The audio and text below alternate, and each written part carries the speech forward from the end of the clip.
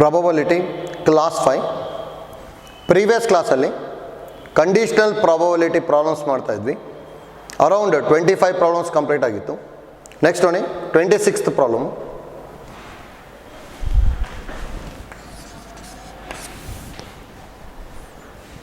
In a hostel, 60% of students read Hindi newspaper. In a hostel, 60% of students read Hindi newspaper.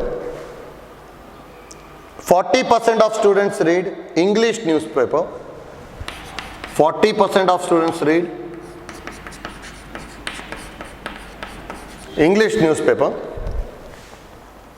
And 20% read both Hindi and English newspaper.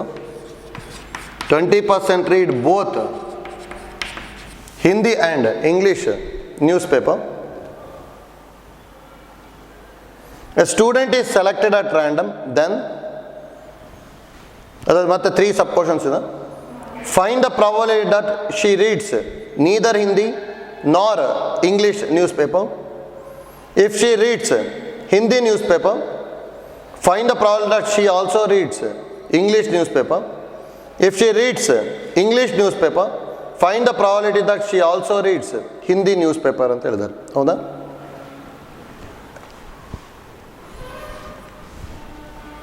ನೋಡಿ ಯಾವ ಥರ ಮಾಡ್ಕೊತೀವಿ ಅಂತೇಳಿ. First let H be an event. Select a student, read Hindi newspaper. Next one, that implies that 60% of student read Hindi newspaper ಅಂತ ಹೇಳಿದ್ದಾರೆ. ಅದಕ್ಕೆ probability of H is equal to 60%. ಅಂದರೆ 60 by 100 ಆಗ್ಬಿಡೋಣ. 0 0 cancel ಆಯಿತು. 3 by 5. Next same let E be an event. E be an event. Select a student, read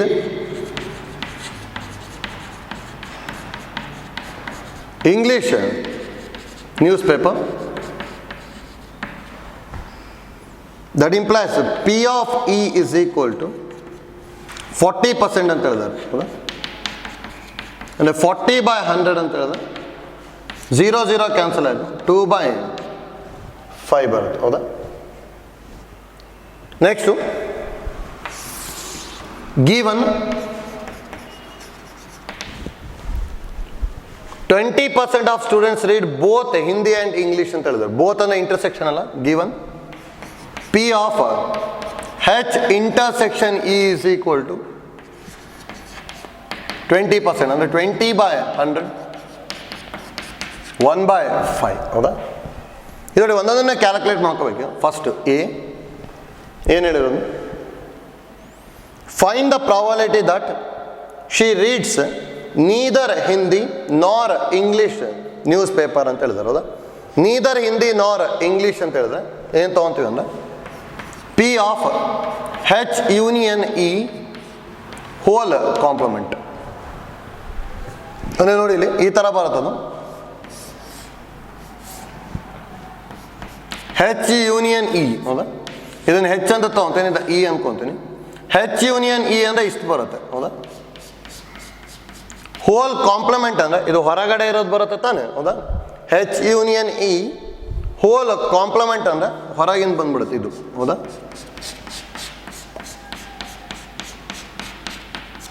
ಈ ಥರ ಹೊರಗಿಂದ ಬರುತ್ತೆ ಅಂದರೆ ಇದೇನಾಗುತ್ತೆ? ನೀದರ್ ಹಿಂದಿ ನಾರ್ ಇಂಗ್ಲೀಷ್ ಆಗಿಬಿಡುತ್ತೆ. ಹೌದಾ?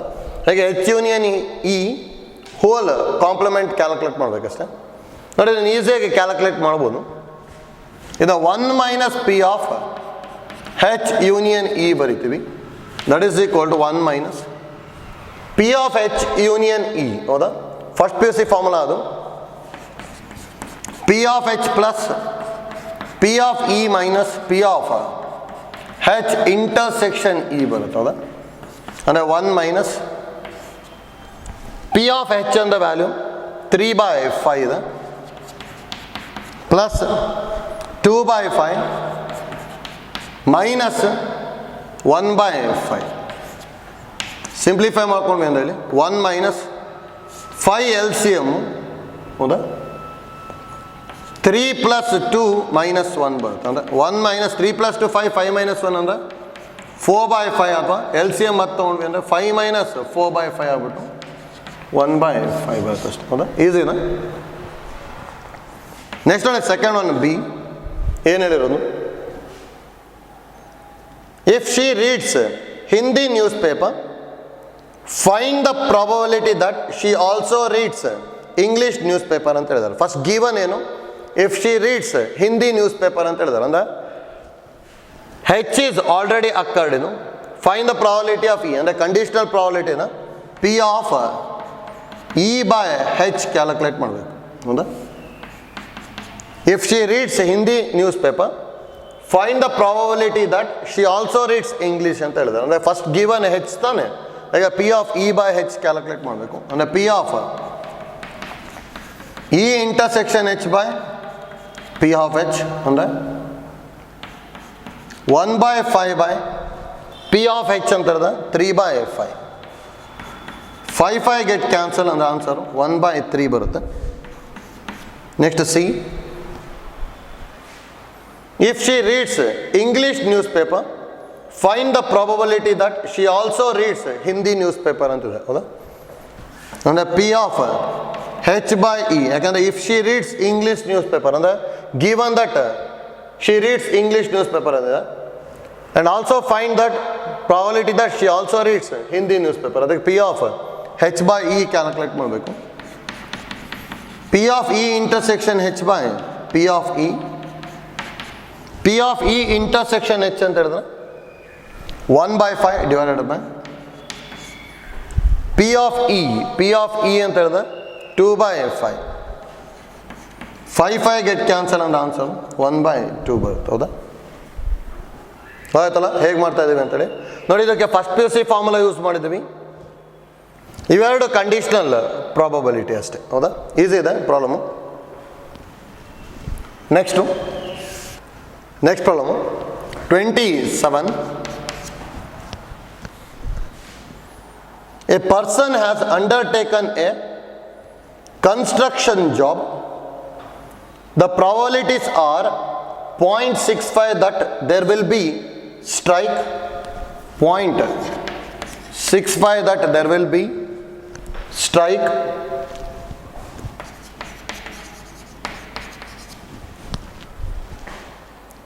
0.80 that construction job will be completed on time if there is no strike, 0.80 that construction job will be completed on time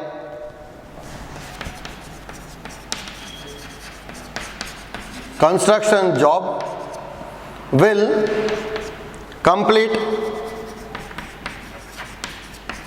on time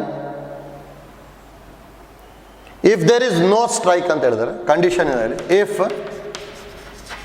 there is no strike, next ಇನ್ನು given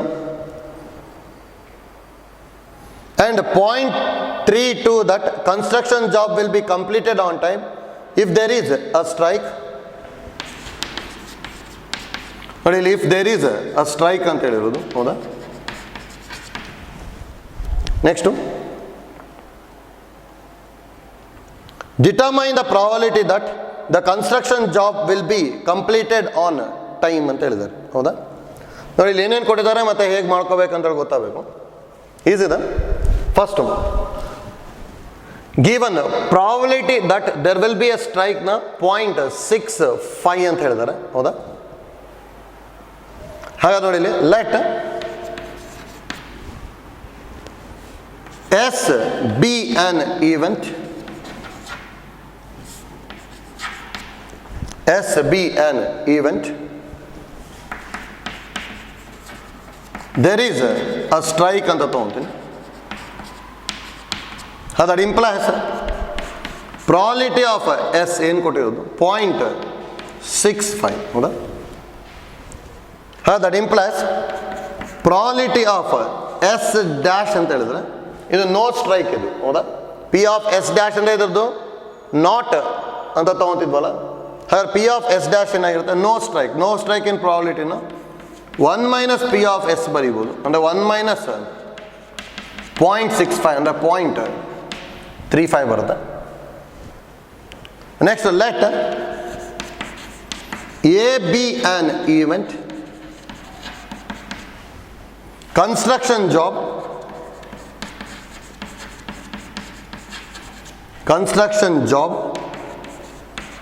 will complete on time ಅಂತ ಹೇಳ್ತೀವಿ ಹೌದಾ. ಹಾಗೆ ನೋಡಿ ನಾವಿಲ್ಲಿಗ P of ಎನ calculate ಮಾಡಬೇಕು. ಯಾಕಂದ್ರೆ ಲಾಸ್ಟಿಗೆ ಏನಂತ ಹೇಳೋದು find the probability that the construction job will complete on time ಅಂತ ಹೇಳಿದಾರೆ ಹೌದಾ. ಅಂದರೆ ಪಿ ಆಫ್ ಎನ ಕ್ಯಾಲ್ಕುಲೇಟ್ ಮಾಡಬೇಕಷ್ಟೆ. ನೆಕ್ಸ್ಟ್ ನೋಡಿ ಗಿವನ್ ಏನಂತ ಹೇಳೋದು construction job will complete on time if there is no strike ಅಂತ ಹೇಳಿದಾರೆ. ಅಂದ್ರೆ if there is no strike is give ಅಂತಾನೆ. ಹಾಗಾದ್ರೆ ಇಲ್ಲಿ ಏನು ಬೈತೀವಿ ಅಂದ್ರೆ P of A by S dash ಏನಂತ ಕೊಟ್ಟಿರೋದು ಅಂದ್ರೆ 0.80 ಹೌದಾ. ನೆಕ್ಸ್ಟ್ ನೋಡಿ construction job will complete on time if there is a strike. There is a strike ಅಂದರೆ ಎಸ್ ತಗೋಬೇಕಲ್ಲ. ಹಾಗಾದ್ರೆ ಪಿ ಆಫ್ ಎ ಬೈ ಎಸ್ನ ಏನು ಕೊಟ್ಟಿರೋದು ಅಂದರೆ 0.32. ನೋಡಿ ಇವೆರಡು ಐಡಿಯಾ ಮತ್ತು ಇದನ್ನು ಇಷ್ಟನ್ನು ಯೂಸ್ ಮಾಡ್ಕೊಂಡು ನಾವು ಪಿ ಆಫ್ ಎನ ಕ್ಯಾಲ್ಕುಲೇಟ್ ಮಾಡಬೇಕಷ್ಟೆ ಹೌದಾ. ಈಸಿದೆ. ಅದು ನೋಡಿ ಯಾವ್ದಾದ್ರು ಒಂದು ಯೂಸ್ ಮಾಡ್ಕೊತೀನಿ ನಾವು. P of A by S ಅಂತ ಹೇಳಿದ್ರೆ formula P of A intersection S by P of S ಹೌದಾ. ನೋಡಿ P of A by S ಅಂತ ಹೇಳಿದ್ರೆ 0.32 is equal to P of A intersection S ಗೊತ್ತಿಲ್ಲ ನಮಗೆ. ಪಿ ಆಫ್ ಎಸ್ ಅಂತ ಹೇಳಿದ್ರೆ 0.65 ಹೌದಾ.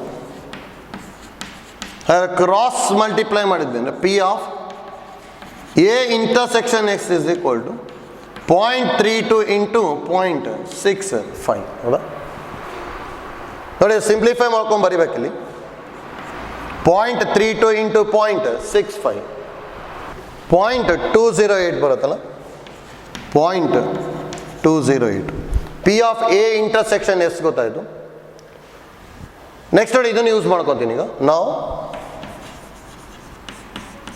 P of A by S dash is equal to P of A intersection S dash by P of S dash ಹೌದಾ. ನೋಡಿ P of A by S dash ಇದೆ ಏನು ಕೊಟ್ಟಿರೋದು ಅದನ್ನು 0.80 is equal to P of A intersection S dash ಅಂತ ಹೇಳಿದ್ರೆ formula P of A minus P of A intersection S divided by P of S dash ಅಂತ ಹೇಳಿದ್ರೆ 0.35 ಇದೆ ಹೌದಾ. ಕ್ರಾಸ್ ಮಲ್ಟಿಪ್ಲೈ ಮಾಡಿದ್ರೆ 0.80 into 0.35 is equal to P of A minus P of A intersection S ಅಂದರೆ 0.208 ಹೌದಾ. ಹಾಗಾದ್ರೆ that is equal to 0.80 into 0.35 ಮಾಡಬೇಕು. 0.80 into 0.35 ಹೌದಾ. ಅಂದರೆ 0.28 ಬರುತ್ತೆ. 0.28 ನೋಡಿ ಈ ಕಡೆ ಬಂತು ಅಂದರೆ plus 0.208 is equal to P of A. ಅಂದರೆ P of A is equal to 0.488 ಬರ್ತದೆ ಅಷ್ಟೇ ಹೌದಾ.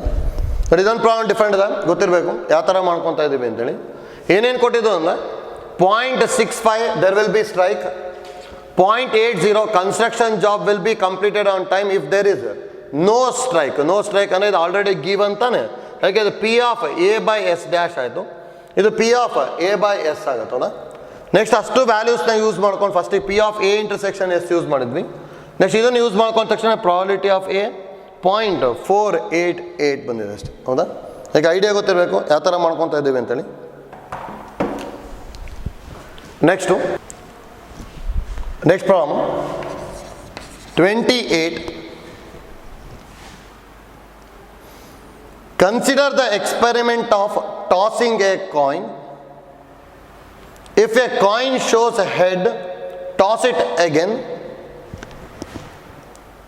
But if it shows tail, then throw a die.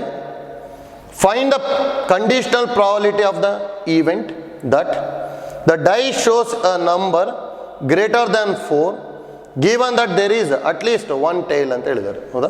ನೋಡಿ, ಇದೊಂದು ಪ್ರಾಬ್ಲಮ್ ಡಿಫರೆಂಟ್ ಅದ. ಯಾಕಂದರೆ ಇಲ್ಲಿ ಎರಡೆರಡು ಎಕ್ಸ್ಪೆರಿಮೆಂಟ್ನ ಕಂಬೈನ್ ಮಾಡ್ತಾ ಇದ್ದೀವಿ. ನೋಡಿ, ಎರಡೆರಡು ಎಕ್ಸ್ಪೆರಿಮೆಂಟ್ನ ಕಂಬೈನ್ ಮಾಡಿದಾಗ ನಾವು P of A by B is equal to N of A intersection B by N of B. ಇದನ್ನು ಯೂಸ್ ಮಾಡೋಕ್ಕೆ ಬರಲ್ಲ ಇಲ್ಲಿ.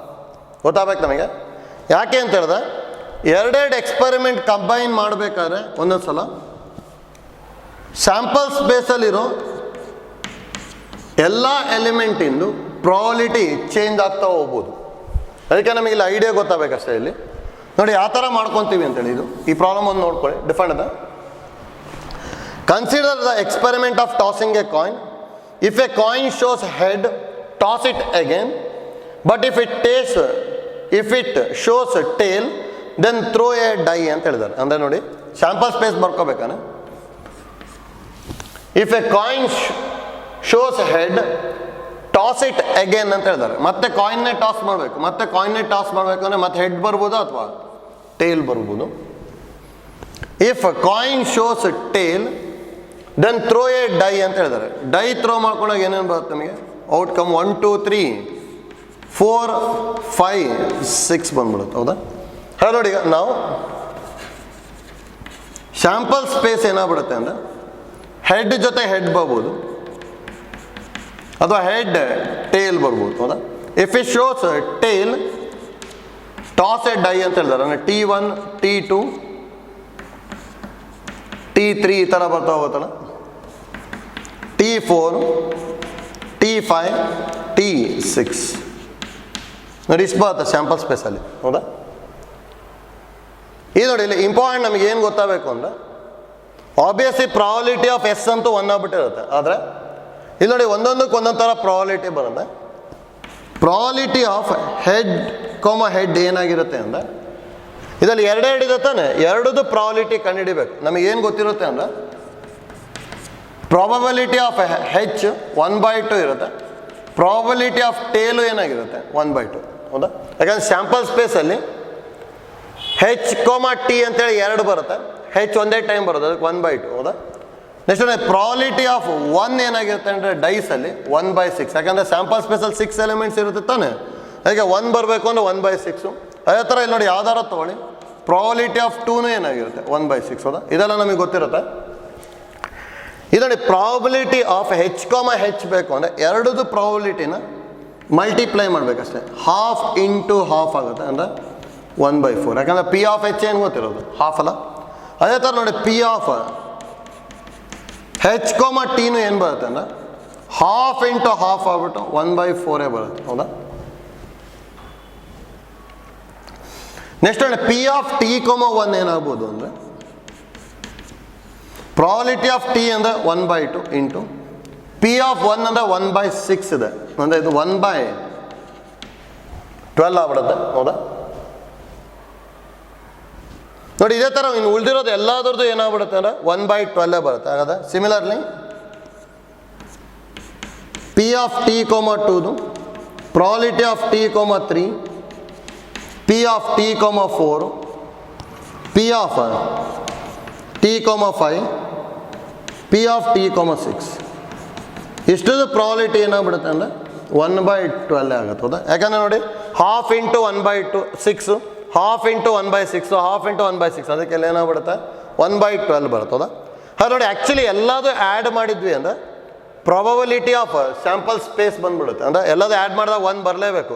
ಅಂದರೆ 1/4 + 1/4 + 1/12 + 1/12 ಈ ಥರ ಮಾಡ್ಕೊಂಡ್ವಿ ಅಂದರೆ ಯಾವಾಗಲೂ ಪ್ರಾಬಬಿಲಿಟಿ ಆಫ್ ಸ್ಯಾಂಪಲ್ ಸ್ಪೇಸ್ ಬರುತ್ತೆ. ಅಂದರೆ ಈಗ ಯಾವ್ದಾದ್ರು ಒಂದ್ರದ್ದು ಪ್ರಾಬಬಿಲಿಟಿ ಆಫ್ ಆನ್ ಈವೆಂಟ್ ಕಂಡುಹಿಡಿಬೇಕು ಅಂದರೆ ಪ್ರಾಬಬಿಲಿಟಿ ಆಫ್ ಸ್ಯಾಂಪಲ್ ಪಾಯಿಂಟ್ನ ಕ್ಯಾಲ್ಕುಲೇಟ್ ಮಾಡ್ಕೊಂಡು ಆ್ಯಡ್ ಮಾಡಿಬಿಟ್ರೆ ಬಂದ್ಬಿಡುತ್ತೆ. ಆಯ್ತಲ್ಲ? ನನಗೆ ಐಡಿಯಾ ಗೊತ್ತಿಲ್ಲ, ಇಷ್ಟು ಬಂದಿದೆ. ನೆಕ್ಸ್ಟ್ ನೋಡಿ, ಈಗ ಈವೆಂಟ್ನ ಡಿಫೈನ್ ಮಾಡ್ಕೊತೀನಿ. Find the conditional probability of the event that the die shows a number greater than 4 ಅಂತ ಹೇಳಿದ್ದಾರೆ. ಹೌದಾ? Let A be an event. ನೋಡಿ ಏನಂತ ಹೇಳಿದ್ರು, die shows a number greater than 4 ಅಂತ ಹೇಳಿದ್ದಾರೆ ಅಷ್ಟೇ. ಹೌದಾ? Die shows a number greater than 4. ಹೌದಾ? ಅಂದರೆ 4ಕ್ಕಿಂತ ಜಾಸ್ತಿ ಇರಬೇಕು. ಹಾಗಾದ್ರೆ ಇಲ್ಲಿ ಏನು ಬರೀಬೋದು? That implies A is equal to T5 ಮತ್ತು T6 ಎರಡು ಬರುತ್ತಲ್ಲ, T5 ಮತ್ತು T6. ಹೌದಾ? ಅದು ನೋಡಿ ಇಲ್ಲಿ, that implies P of A calculate ಮಾಡಬೇಕು ಅಂದರೆ ನಾನು P of T S plus P of T6 ಮಾಡ್ಕೋಬೇಕು. ಅಂದರೆ ಎರಡದು ಪ್ರಾಬಬಿಲಿಟಿನ ಆ್ಯಡ್ ಮಾಡಬೇಕಷ್ಟೇ. ಅಂದರೆ 1/12 ಪ್ಲಸ್ 1/12 ಆಗ್ಬಿಡ್ತದೆ ಇದು. ಅಂದರೆ 2/12 ಆಗಿ 1/6 ಬರ್ತದೆ. ಹೌದಾ? ಪಿ ಆಫ್ ಎ ಅದು. ನೆಕ್ಸ್ಟ್ ನೋಡಿ, ಇನ್ನೊಂದು ಈವೆಂಟ್ ಏನಂತ ಹೇಳಿರೋದು, given that there is at least 1 tail ಅಂತ ಹೇಳಿದ್ದಾರೆ. ಹೌದಾ? ಅಂದರೆ let B an event there is at least 1 tail. At least 1 ಅಂತ ಹೇಳಿದ್ರೆ 1 ಇರ್ಬೋದು ಅಥವಾ 1ಕ್ಕಿಂತ ಜಾಸ್ತಿ ಇರ್ಬೋದು. ಹಾಗಾದ್ರೆ ನೋಡಿ, B is equal to 1 tail ಇರ್ಬೋದು ಅಥವಾ 1ಕ್ಕಿಂತ ಜಾಸ್ತಿ ಇರ್ಬೋದು. ಅಂದರೆ H, T ಬರುತ್ತೆ. ನೆಕ್ಸ್ಟ್ ಉಳಿದಿರೋದೆಲ್ಲ ಇಷ್ಟು ಬರುತ್ತಲ್ಲ, T1, T2, T3, T4, T5 ಮತ್ತು T6. ಹೌದಾ? That implies probability of B ಏನಾಗಿರುತ್ತೆ, ಇವೆಲ್ಲದ್ರದ್ದು ಪ್ರಾಬಬಿಲಿಟಿನ ಆ್ಯಡ್ ಮಾಡಬೇಕಲ್ಲ. ಪಿ ಆಫ್ H, T ಅಂತ ಹೇಳಿದ್ರೆ ಎಷ್ಟಿರೋದು? 1/4. ಇದೆಲ್ಲದ್ರದ್ದು ಏನಾಗಿರುತ್ತೆ? 1/12 ಇದೆ. ಹೌದಾ?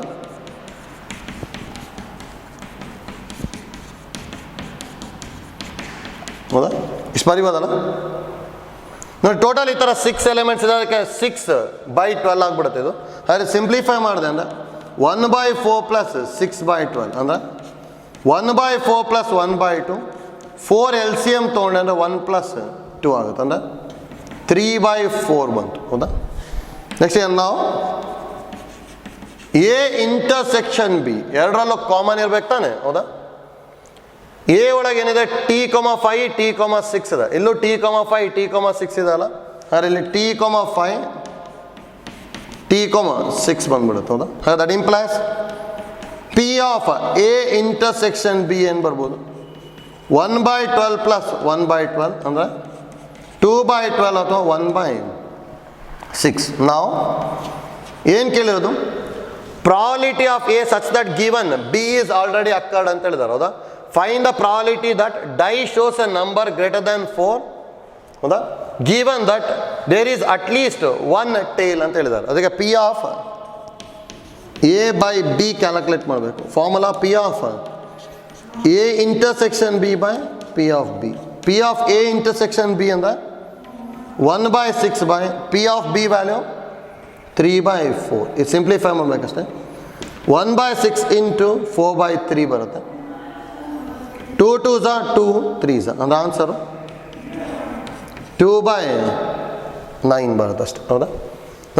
ಐಡಿಯಾ ಗೊತ್ತಾಗಬೇಕಿದು. ಇದೊಂದು ಪ್ರಾಬ್ಲಮ್ ಡಿಫ್ರೆಂಟ್ ಇದೆ, ಗೊತ್ತಿರಬೇಕು. ಮತ್ತು ಇದಕ್ಕೆ ಯಾಕೆ ಈ ಥರ ಮಾಡ್ಕೊಂಡಿದ್ದೀವಿ ಅಂತ ಐಡಿಯಾ ಗೊತ್ತಾಗಬೇಕು. ಇಲ್ಲಿ ಏನಾಗಿದೆ ಅಂದರೆ 2 ಡಿಫ್ರೆಂಟ್ ಎಕ್ಸ್ಪೆರಿಮೆಂಟ್ ಇದೆ. ಒಂದು ಟಾಸಿಂಗ್ಗೆ ಕಾಯಿನ್ ಮತ್ತು ಟಾಸಿಂಗ್ಗೆ ಡೈ ಎರಡನ್ನೂ ಕಂಬೈನ್ ಮಾಡಿದ್ದಾರೆ. ಯಾವಾಗಾದ್ರೂ ನಾವು 2 ಡಿಫ್ರೆಂಟ್ ಈವೆಂಟ್ನ ಕಂಬೈನ್ ಮಾಡಿಕೊಂಡು ಕಂಡೀಷನಲ್ ಪ್ರಾಬಬಿಲಿಟಿ ಕೇಳಿದ್ರು ಅಂದರೆ ಡೈರೆಕ್ಟಾಗಿ ಸಿಂಪ್ಲಿಫೈ ಮಾಡ್ಲಿಕ್ಕೆ ಬರೋಲ್ಲ. ಅವಾಗ ನಾವು ಯಾವಾಗಲೂ ಏನು ಮಾಡ್ಕೋಬೇಕು ಅಂತ ಹೇಳಿದ್ರೆ ಇದನ್ನು ನೋಡ್ಕೋಬೇಕು. ಸ್ಯಾಂಪಲ್ ಸ್ಪೇಸಲ್ಲಿ ಏನಾದ್ರು ಈ ಥರ ಡಿಫ್ರೆಂಟ್ ಈವೆಂಟ್ಸ್ ಕೊಟ್ಟು ಸ್ಯಾಂಪಲ್ ಸ್ಪೇಸಲ್ಲಿರೋ ಎಲ್ಲ ಎಲಿಮೆಂಟಿಂದು ಪ್ರಾಬಬಿಲಿಟಿ ಏನಾದ್ರು ಸೇಮ್ ಇತ್ತು ಅಂದರೆ ಮತ್ತೆ ಡೈರೆಕ್ಟ್ ಮಾಡ್ಬೋದು. ಆಯ್ತಲ್ಲ? ಅದೇ ಇಲ್ಲಿ ನೋಡಿ, probability of H, H is 1/4 ಇದೆ. ಪ್ರಾಬಬಿಲಿಟಿ ಆಫ್ T1 ಇಸ್ 1/12 ಇದೆ. ಎರಡು ಡಿಫ್ರೆಂಟ್ ಇದೆ ತಾನೆ. ಈ ಥರ ಏನಾದ್ರು ಡಿಫ್ರೆಂಟ್ ಬಂತು ಅಂದರೆ ಡೈರೆಕ್ಟಾಗಿ ಸಿಂಪ್ಲಿಫೈ ಮಾಡ್ಲಿಕ್ಕೆ ಬರೋಲ್ಲ. ಅವಾಗ ನಾವು ಒಂದೊಂದನ್ನೇ ಮಾಡಿಕೊಂಡು ನೆಕ್ಸ್ಟು ಸಿಂಪ್ಲಿಫೈ ಮಾಡ್ಕೊಂಡು ಹೋಗ್ಬೇಕು. ಆಯ್ತಲ್ಲ? ಇದೊಂದು ಪ್ರಾಬ್ಲಮ್ ಡಿಫ್ರೆಂಟ್ ಇದೆ. Next problem. Problem number 29. Consider the experiment of throwing a die. If a multiple of 3 comes up, throw a die again. If any other number comes, toss a coin ಅಂತ ಹೇಳಿದ್ದಾರೆ. ಹೌದಾ? ನೋಡಿ, ಇಲ್ಲೂ ಎರಡೆರಡು experiment ಇದೆ, ಅದು careful ಆಗಿ ಮಾಡ್ಕೋಬೇಕು. Consider the experiment of throwing a die if a multiple of 3 comes ಅಂತ ಹೇಳಿದ್ದಾರೆ. ಮಲ್ಟಿಪಲ್ ಆಫ್ 3 ಅಂತ ಹೇಳಿದ್ರೆ 3 ಮತ್ತು 6 ಕಮ್ಸ್. ಹೌದಾ? ಥ್ರೋ ಎ ಡೈ ಅಗೇನ್ ಅಂತ ಹೇಳಿದ್ದಾರೆ. ಥ್ರೋ ಎ ಡೈ ಅಗೇನ್ ಅಂತ ಹೇಳಿದ್ರೆ ಇಲ್ಲಿ ಏನೇನು ಬರ್ಬೋದು ಇಲ್ಲ ಹಾಗಾದ್ರೆ ಇವೆರಡಕ್ಕೆ 1 2 3 4 5 6 ಬರ್ತದ.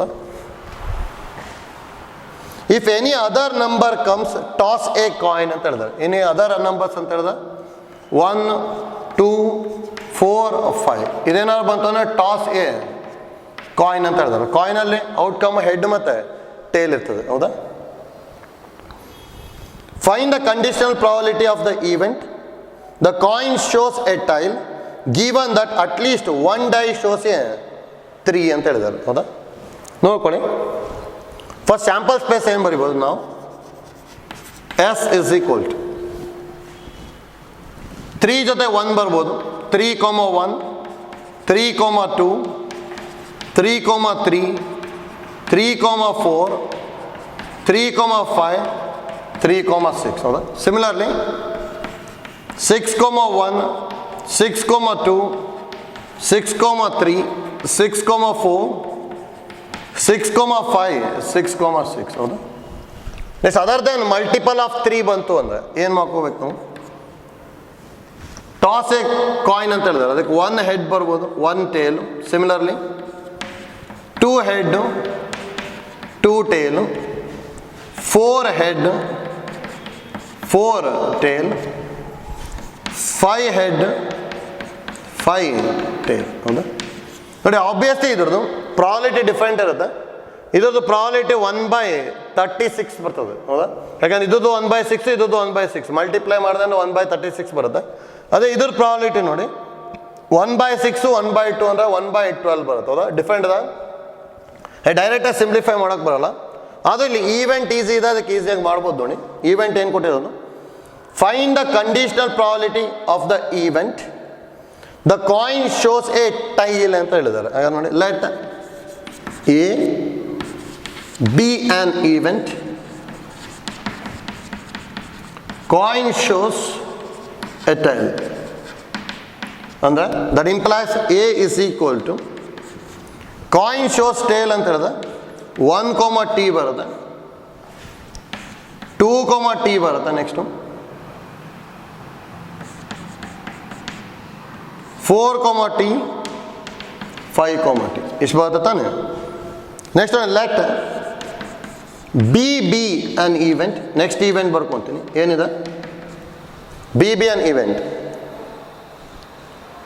Given that at least 1 die shows a 3 ಅಂತ ಹೇಳಿದ್ದಾರೆ. ಹೌದಾ? At least 1 die shows a 3. ಹೌದಾ?